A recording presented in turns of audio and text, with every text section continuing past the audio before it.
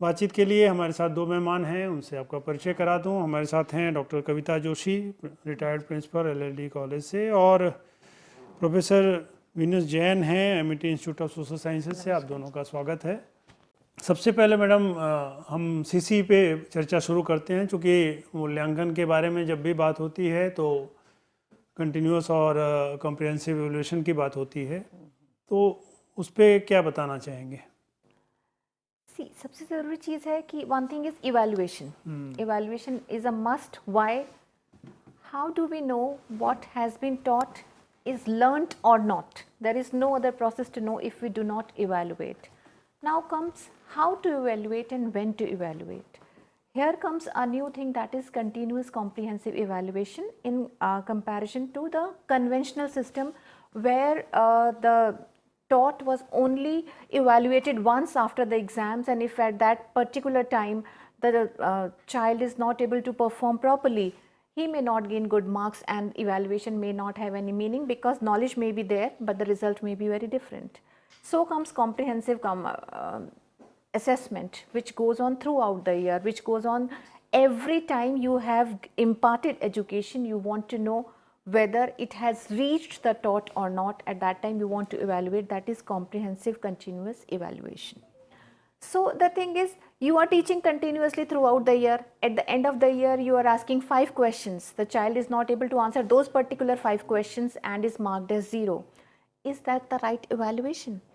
So instead, whatever has been taught has to be diagnosed at, it is also known as diagnostic test. Diagnostic test in the sense, like for examples, these days doctors are saying कि बहुत बीमार पड़ने से पहले ही आप अपना full body checkup कराते रहो. Time to time you should go for a full body checkup, or you should go for a full body checkup when your body stops working, कि now अब बीमार पड़ ही गए हैं तो full body checkup करा लो. So that is diagnostic test. Diagnostic test means जब भी कुछ प्रॉब्लम है उसको वहीं की वहीं डायग्नोज करो, डायग्नोज करके उसको वहीं की वहीं पर ट्रीट करो. And that another name given to it is continuous comprehensive evaluation. Now it can be of two kinds. It can be on daily basis, it can be periodic. Daily basis in the sense, whatever you have taught, you have given a group activity to the students, right? The group activity may be making, you're depicting the culture of a particular state, right? So this will be a teamwork. This will be their sharing and caring of knowledge. This will be caring of one particular child in the team who is not able to work very well, but the other who is not able to write very well, or who is not very good at computers, but the other team member assists. So their evaluation is of various kinds. One, are you checking the knowledge of the child? Are you checking the teamwork of the child?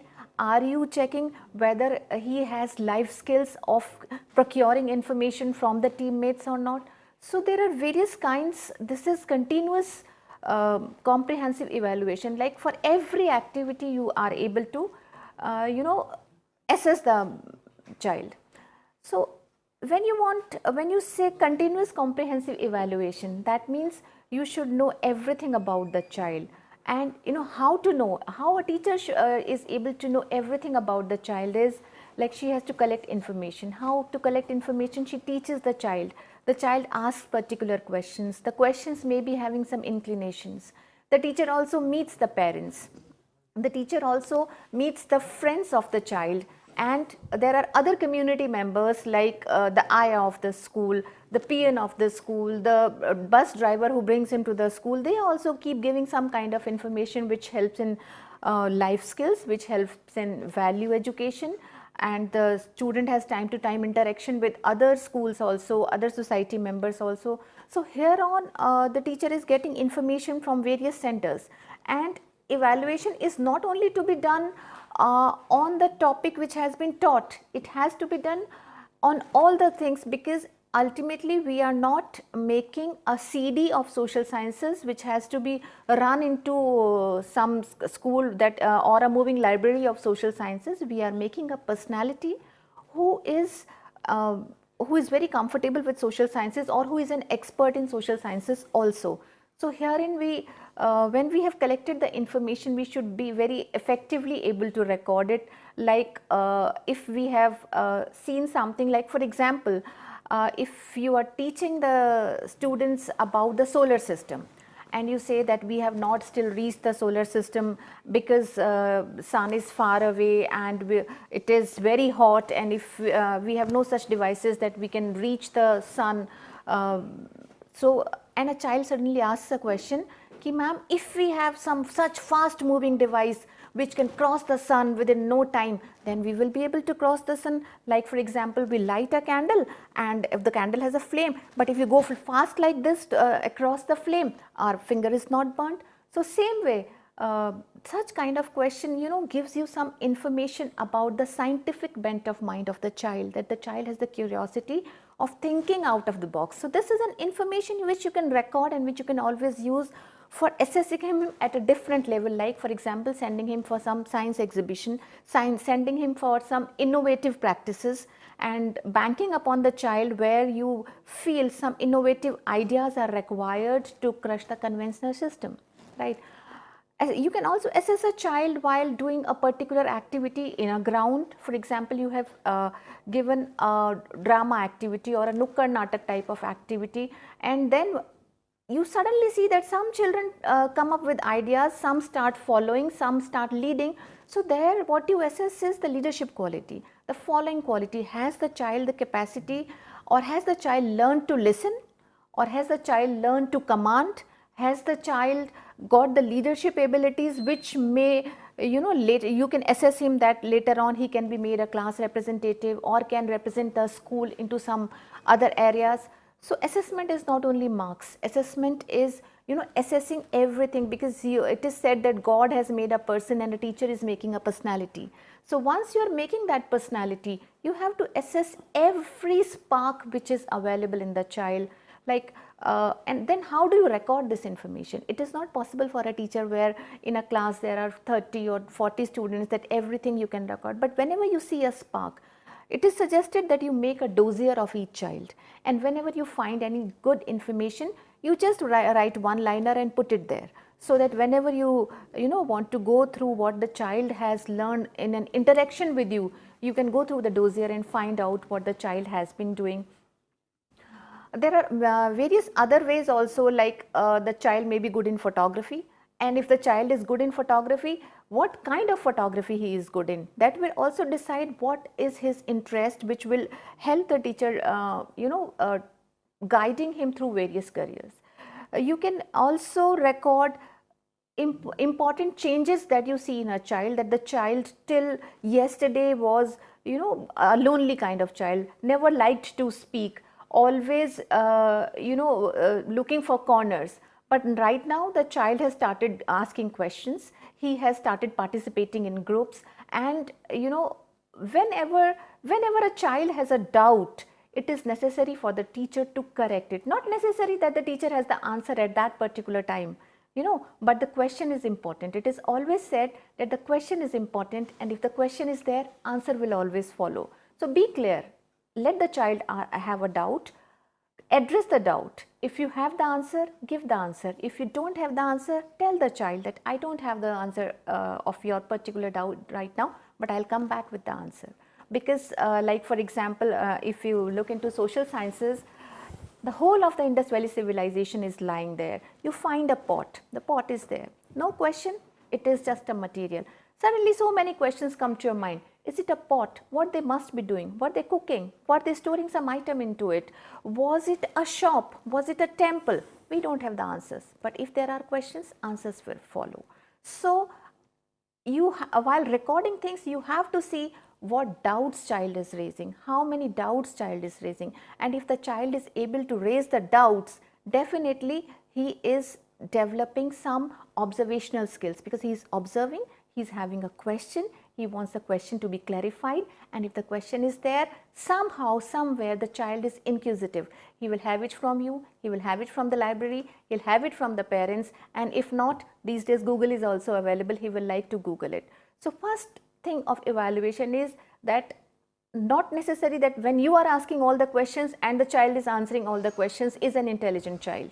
No, the child is asking too many questions and you are not having the answers. I think the child is more intelligent than you, because he is wanting to go beyond what you are actually able to cater. So some of the schools are giving chance to the learners that you make questions. Right. See, it's the right practice. Just tell me one thing. How wrong system we are adopting. Who is asking the question? Teacher. Who knows everything. And who has to answer? The child who doesn't know anything. So don't you think it should be the vice versa? That the child should be asking the question who doesn't know anything. And the teacher is actually expected to answer who knows everything. But the system has become such that it's the right of the teacher to ask the question, and means I think it's done by teachers only, the easy way, right? Because they do not come across some such questions for which they do not know the answers. So they give this punishment to the students. Okay, fine, I will ask the question and you answer it. So it should be other way around. The teacher should tell that I am going to teach this topic tomorrow. Following will be the subtopics I am going to teach. So I request all of you to go through it, and then tomorrow you can ask questions so that I can answer the questions on these particular topics. Instead, यहाँ एक मेरी छोटी सी input है और एक बड़ा अच्छा experience है क्लासरूम टीचिंग का। तो उसमें क्या हुआ कि जो टॉपिक था उस पर बच्चों की कुछ क्वेरीज थी और वो प्रश्न पूछना चाहते थे, और अध्यापक वही अच्छा है जो बच्चों को पूछने के लिए पूरा मौका दे। तो जो क्वेश्चंस हैं वो कॉन्सेप्ट बिल्डिंग में, जब उसका सीखने का जो मानसिक दृष्टि से जो प्रक्रिया हो रही है उसको जब वो सोचता है तो उसकी सोचने में कहीं कहीं रुकावट आती है, गैप्स आते हैं। तो उसकी अंडरस्टैंडिंग में जब गैप्स आते हैं तो वहाँ क्वेश्चन निकलता है। जब वो अंडरस्टैंडिंग के गैप्स से क्वेश्चन निकलता है तो वो बच्चे के एंथुजियाज्म लेवल को दिखाता है। At the same time teacher can ask questions not just with the purpose of evaluation but also with the purpose of leading the students towards a tentative answer. वो एक ऐसा प्रश्न पूछ सकती हैं जो विद्यार्थियों की सोचने की जो दिशा है उसका निर्धारण कर दे, और कुछ प्रश्न ऐसे भी हो सकते हैं जो अल्टीमेटली बच्चों को पूरे कॉन्सेप्ट की अंडरस्टैंडिंग ही दे दे। तो प्रश्नों का पूछना दोनों तरफ से जारी रहना चाहिए। यहाँ मैं ये कहना चाहती हूँ। मैं यही कहना चाह रहा था मैडम कि प्रश्न बनाना कितना कठिन होता है। अगर उस स्किल को बच्चे में आप डेवलप कर दें, उसके लिए पूरा मेंटल एक्सरसाइज करना होता है। और उसमें भी अगर आप उसको बताएं कि नॉलेज बेस्ड हो सकता है, अंडरस्टैंडिंग बेस्ड हो सकता है, एप्लीकेशन बेस्ड हो सकता है, तो उसके लिए और चैलेंज बढ़ जाएगा। बिल्कुल। और हॉट्स की तो बहुत ही बात करते हैं एनसीईआरटी में, और तमाम एनसीईआरटी की जितनी संस्थाएं हैं वो यही चाहती हैं कि हायर ऑर्डर थिंकिंग स्किल्स बच्चों में डेवलप हो। डिफरेंट टाइप्स का आप कहें कि ऑब्जेक्टिव भी बनाओ, शॉर्ट आंसर भी बनाओ, लॉन्ग आंसर भी बनाओ, तो बच्चा पूरी तरह से उस चैप्टर को पूरा पढ़ना पड़ेगा उसको क्वेश्चन बनाने के लिए। जैसे कि आपने कहा अंडरस्टैंडिंग, नॉलेज। अब नॉलेज क्या हुआ? नॉलेज हमारे हिसाब से सोशल साइंस में ये हुआ कि अकबर के कितने नवरत्न थे? अकबर के 9 नवरत्न थे। अब इस पे थिंकिंग स्किल, आपको इवैल्यूएटिव स्किल की उन नवरत्नों का क्या महत्व था, उसके लिए किस तरह का क्वेश्चन बनेगा, उसके लिए इस तरह का क्वेश्चन। फॉर एग्जाम्पल मैं आपको बताती हूँ, एक बार मैं 6th स्टैंडर्ड में SN एजुकेशन में पढ़ा रही थी, तो एक बच्चा बोलता है कि मैडम मुझे रात को सपना दिखा कि मैं बादशाह अकबर हूँ, और जैसे ही मैं सुबह उठा तो मेरे सारे नवरत्न गायब हो गए हैं, और अब मुझे समझ नहीं आ रहा है कि मैं अपना राज्य कैसे चलाऊं। तो मैंने अब आप इसमें बताओ कि अगर अकबर के पास नवरत्न नहीं होते तो वो अपना राज्य कैसे चलाता, और नवरत्न का महत्व अब आपको समझ में आया कि उन नवरत्नों का बादशाह अकबर के दरबार में क्या महत्व था। These are thinking skills थे, उनकी क्या विशेषताएं तो थी, जो उनके पोर्टफोलियोज थे वो तो एक अलग बात है, लेकिन नवरत्न का जो खिताब उनको दिया गया वो तो this is sharpening the thinking skill of the student, कि उस बच्चे की थिंकिंग स्किल वहां तक जाए तो सही। अदरवाइज कहाँ तक है? जैसे कि आपने कहा नॉलेज क्या है? अकबर के 9 नवरत्न थे, उनका नाम ये था, उनका पोर्टफोलियो ये था, दिस इज नॉलेज। अंडरस्टैंडिंग कौन क्या कर रहा था। देन इवैल्यूएशन, कि अगर वो नहीं होते तो क्या होता, तो क्या बादशाह अकबर द ग्रेट होता? अकबर द ग्रेट होने में उनका क्या? तो this is as you said knowledge, understanding, evaluation, critically analyse, compare and contrast, उसके अलग अलग लेवल्स आते हैं। एक ही चीज के बाद सिर्फ उतनी सी है कि अकबर का दरबार और नवरत्न। नॉलेज, नवरत्नों के 9 नाम। अंडरस्टैंडिंग, चलिए उनका क्या क्या काम है। इवैल्यूएशन, की अगर वो ना होते तो क्या होता। क्रिटिकली एनालाइज, की एक एक ने अकबर को महान बनाने में क्या योगदान दिया। इवन आज के पर्सपेक्टिव में भी हम बात कर सकते हैं। बिल्कुल, definitely. See why we study social science, why do we study history? History तो हम इसीलिए पढ़ रहे हैं ना कि जो हमने पास्ट में अच्छे काम किए उनको रिटेन कर सके, उनसे हम दूर ना जाए। क्या आज के जो हमारे प्रजातंत्र है उसमें भी क्या नवरत्न रखने चाहिए? ऐसे भी कौन हम है रखने चाहिए नहीं, क्या हमारे पास नवरत्न है, किसको हमें नवरत्न की संज्ञा देनी चाहिए? ये भी तो बहुत इंपॉर्टेंट है कि हम ढूंढते ही ना रहें, जो है उसको संभालें। ठीक है, और संभालें तो जैसे कि फॉर एग्जांपल अब मैं अध्यापकों के बारे में आपको बता दूं कि अध्यापक हैं, ठीक है, अध्यापक आपका कौन सा वाला ट्रेजर है, आप उनको उसी अध्यापक को अध्यापन करने दीजिए। अब आप कहते हैं अध्यापन से सर्वे करवा लीजिए या इलेक्शन के ये भरवा लीजिए, तो उसका ध्यान कहाँ से भटक रहा है? उसका ध्यान अपने बच्चे से भटक रहा है। उसका ध्यान जब वो सोच रहा है कि अच्छा, एक आपकी क्लास में 40 बच्चे हैं, 38 आपके साथ ठीक ठाक हैं, 2 बच्चे ऐसे हैं जिसको आपने लेबल कर दिया good for nothing. Who are you to label the child good for nothing? अगर आप इसको एक इंडस्ट्री के रूप में भी देखें, if you consider education as an industry, एक पेरेंट ने आपको पैसा दिया, पूरा अपना बच्चा, उससे बढ़ के आपको कोई क्या दे सकता है कि जब किसी ने आपको अपना बच्चा ही दे दिया कि लो मैडम मेरा बच्चा आपके पास है, इसकी जो फीस चाहिए वो आपके पास है, आप जो होमवर्क दोगी वो मैं करा कर दे रहा हूँ, फिर आप एंड में कहते हो the child is good for nothing. Who is the criminal here? The teacher is a criminal here. क्यों? या तो आप वो पूरा बच्चे का साल वापस करो, वो सारी फीस वापस करो, और उस माँ बाप को बताओ जो जिसकी की वो पूरी दुनिया है कि ये जो बच्चा आपका है इसके सामने मैं फेल हो गई हूँ क्योंकि मुझे नहीं समझ में आ रहा है कि इसकी नॉलेज को, इसकी स्किल्स को मैं कैसे शार्पन करूँ। ऐसा तो कोई नहीं होता जिसमें कोई स्किल ना हो। वो टीचर जब हम कहते हैं ना गुड फॉर नथिंग, तो हम एक्चुअली उस बच्चे के सामने वो चैलेंज नहीं रख पा रहे हैं जिसको कि वो लेना चाहता है। हम उसके क्लास में जाके कैसे बिहेव करते हैं, अच्छा ठीक है आज भी नहीं किया होगा ना तुमने तो होमवर्क, तो this is you have already decided कि उसने होमवर्क नहीं किया होगा। एक फिल्म आई थी वो तारे ज़मीं पर। अब उसमें हम ये टीचर की नाकामी है कि वो उस बच्चे के गुणों को देख नहीं पाता, पहचान नहीं पाता, और एजुकेशन तो है ही कि गुणों का विकास हो। तो अंत में देखिए बच्चे की बहुत दुर्दशा हो जाती है और वो बहुत डिप्रेस है, दुखी है बच्चा।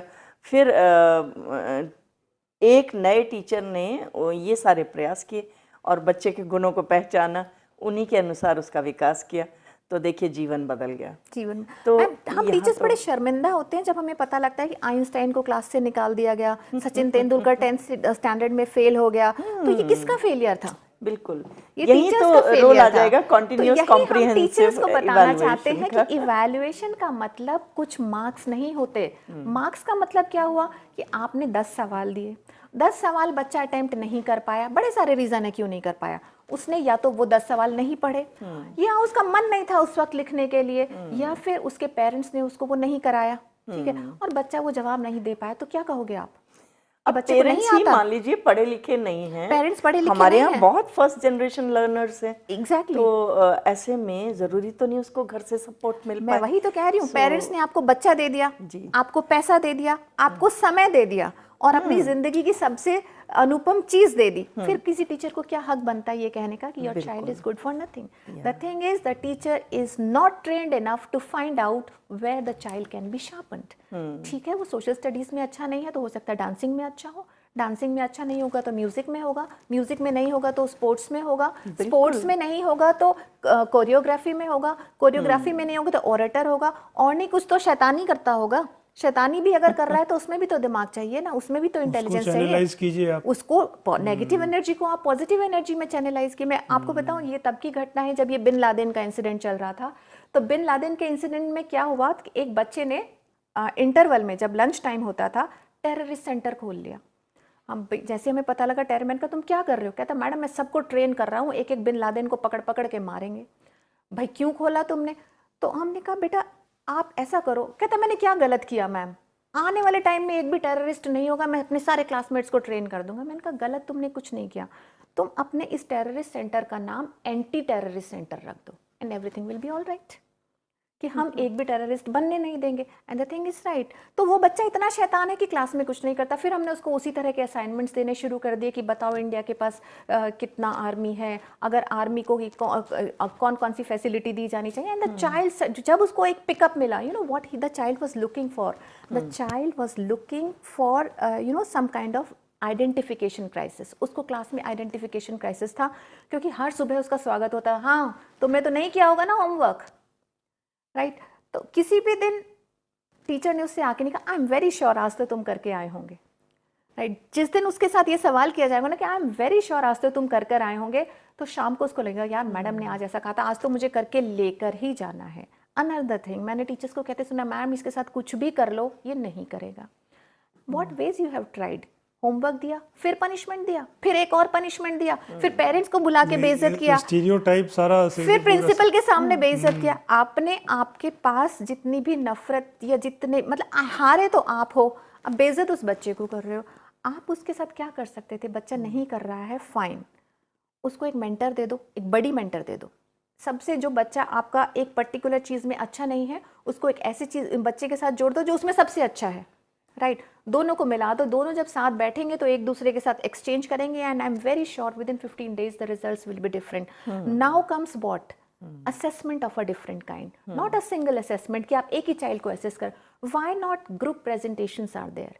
इन अ ग्रुप प्रेजेंटेशन एक बच्चे के पास कंप्यूटर स्किल्स है, एक बच्चे के पास नॉलेज है, एक बच्चे के पास स्पीकिंग स्किल्स हैं, राइट। एक बच्चा पूरा उसको कलेक्ट कर सकता है, and you collectively give them marks. What are, how many things you will be building at that? You will teach them team working. You will teach them how to procure things from everywhere. You will teach them कि अपनी team को कैसे नहीं गिरने देना है. Actually the thing is, so many methods of assessment is there, but what we are doing, we are using the age-old conventional method. 5 सवाल दो, बच्चे ने लिखा, इंटेलिजेंट, वेरी गुड। अगर ऐसा ही है तो मुझे ये बताइए कि जितने भी बच्चों के 90% से ऊपर मार्क्स हैं, वो सारे सेलिब्रिटीज़ क्यों नहीं हैं? If this is the only criteria of success, why all the students who are getting more than 90, now the teachers are answerable for this. You know what were they doing? They were not working on the thinking skills of the students. They were not assessing the social skills of the student. एक बच्चा बहुत intelligent है लेकिन उसकी किसी के साथ बनती नहीं है, जहाँ भी जिस ऑफिस में ज्वाइन करता है 6 महीने में उससे कहा जाता है आप प्लीज़ चले जाइए, ठीक है। तो आपने उसको सोशल स्किल्स नहीं दिए, आपने उसको दूसरे के इस बारे में सोचने की शक्ति नहीं दी, आपने उसको इमोशनल स्किल्स नहीं दिए कि कोई बीमार है तो उसकी हेल्प कर दो, अगर आपके पेरेंट्स घर में बीमार है। अभी एजुकेशन का मकसद क्या हो गया? Every parent wants first, my child should be topper, best, merit, best school, and this is I think has become the objective of the education, and ultimately the result is old age homes. क्योंकि आपने उस बच्चे को बचपन से बताया कि career, only career, और उसके लिए कुछ भी करो, you have to be on the top. तो आज उसको समझ में आ गया कि वो करियर में आगे बढ़ता चला जा रहा है। पहले रिश्तेदार नहीं थे तो अब पेरेंट्स भी नहीं रहे, वो ओल्ड एज होम में है। So the objective of education has also been challenged. The objective of education is to lead a good life. हमारे यहाँ शास्त्रों में, सोशल साइंस में हम सिखाते हैं पुरुषार्थ, धर्म, अर्थ, काम, मोक्ष। अगर धर्म आपका इस वक्त एजुकेशन है तो कहता है रिस्पॉन्सिबिलिटी। नेक्स्ट क्या है? गृहस्थ आश्रम का पालन करना, कि जो भी आपके ऊपर जिम्मेदारी है उन सारी जिम्मेदारियों का पालन आपको करना है। केवल नौकरी का मकसद पैसा कमाना नहीं है, नौकरी का मकसद है कि पैसा तो कमाना है, लेकिन किसके लिए? अपनी गृहस्थी को संभालने के लिए। और गृहस्थी क्या है? माँ बाप भी हैं, सोसाइटी भी है, बच्चे भी हैं, भाई बहन भी हैं, बुआ दादा चाचा नानी जो भी हैं, जो शायद आजकल की स्कीम में से ख़त्म ही हो गया है। एक कॉल ले लेते हैं मैडम। हेलो। हेलो। हाँ, सवाल पूछिए। सर मेरा प्रश्न है कि स्टूडेंट्स के अंदर आजकल देखा गया है कि बच्चों में सोशल स्किल्स और इमोशनल स्किल्स बहुत कम है, वैल्यूज भी कम हो गई है, तो उसे एनहेंस करने के लिए हम क्या स्टेप्स लें? जी, वही अभी जो बता रहे थे। हाँ, मैं सोशल स्किल्स की ही बात कर रही थी कि आजकल हमारा जो है लिटरेरी स्किल्स रह गए हैं कि सवालों का जवाब देना। सोशल स्किल्स क्या है? सोशल स्किल्स ये है कि क्या आप अपने बच्चों को कभी अनाथाश्रम में लेकर गए हो? क्या आप अपने बच्चों को ये शिक्षा दी है कि कभी कभी किसी भूखे को खाना खिला कर आओ? अगर कर भी रहे हैं पेरेंट्स तो पैसे डोनेट कर रहे हैं ऑनलाइन, लेकिन उन्होंने अपने बच्चे को गरीबी नहीं दिखाई कि चलो चलते हैं झुग्गी झोपड़ियों में जाकर आज फ्रूट्स बांट कर आते हैं, चलो आज किसी अनाथ आश्रम में जाकर बच्चों को खाना बांट कर आते हैं, जिससे उनको पता लगेगा कि मेरे पेरेंट्स मेरे लिए क्या कर रहे हैं, सोसाइटी क्या है, भगवान ने मुझे एक बुआ दी है, मेरे को एक मासी है, एक चाची है, और जो बच्चा अनाथ आश्रम में रह रहा है उसके पास कुछ भी नहीं है। He understands the meaning of society, otherwise everything is for granted.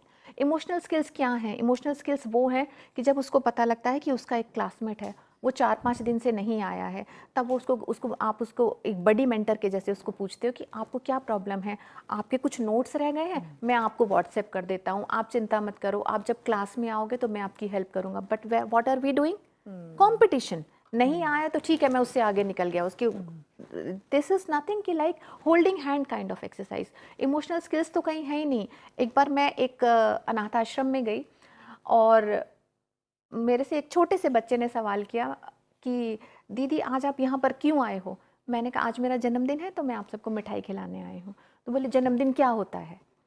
मैंने कहा जिस दिन हमारा जन्म होता है हम हर साल उसको जन्मदिन के रूप में मनाते हैं। तो कहते हो फिर उस दिन सब उसमें क्या होता है, क्या मनाते हैं? मैंने कहा सब हमको गिफ्ट देते हैं।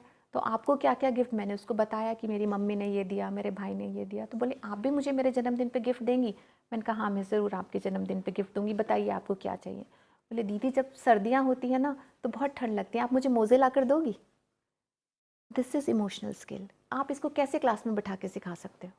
So you have to take students for excursions, you have to take students for field trips, जहाँ उनको इमोशनली पहले आप उनको टच तो होने दीजिए। जब तक उनके इमोशंस टच नहीं होंगे तो वो स्किल शार्पन कैसे होंगी? आज तो आपने उनको केवल एक चीज़ के लिए इमोशनल बनाया है, कौन सा आईपैड नया आया है, कौन सा एलईडी नया आया है, कौन सी गाड़ी है, कौन सा खिलौने हैं। So there are no emotions, there are wants.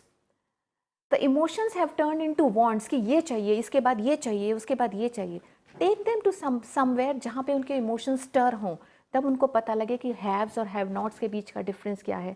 जब वो इमोशनल स्किल्स डेवलप होंगी तो उन्हें पेन महसूस होगा, सुख का मतलब पता लगेगा, दुख का मतलब पता लगेगा, किसी का साथ देने का मतलब पता लगेगा। And these skills can not be evaluated on 100, 10 on 100, on 20 on 100, on 40 on 100, right? So this requires comprehensive assessment कि बेसिकली जैसे आप अभी कह रहे थे कि कन्वेंशनल तरीका पर्याप्त नहीं है, ठीक है।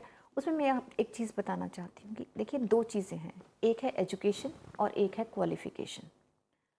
क्वालिफिकेशन क्या है कि आपको बड़े सारे बच्चे मिल जाएंगे आज के पास जिनके पास डिग्रीज़ हैं, MA in English, MA in political science. आप एमए इंग्लिश वाले बच्चे को अक्सर देखेंगे कि कहीं अप्लाई करना है तो वो 50 लोगों से जाके पूछेगा कि एप्लीकेशन कैसे लिखी जानी है, ठीक है। एमए इंग्लिश तो हो गया लेकिन एप्लीकेशन लिखनी नहीं आई। What is this now? This is qualification, right. But what is education कि आप एक 10th स्टैंडर्ड के बच्चे के हाई स्कूल के एग्जाम में भी एप्लीकेशन लिखने के लिए आती है।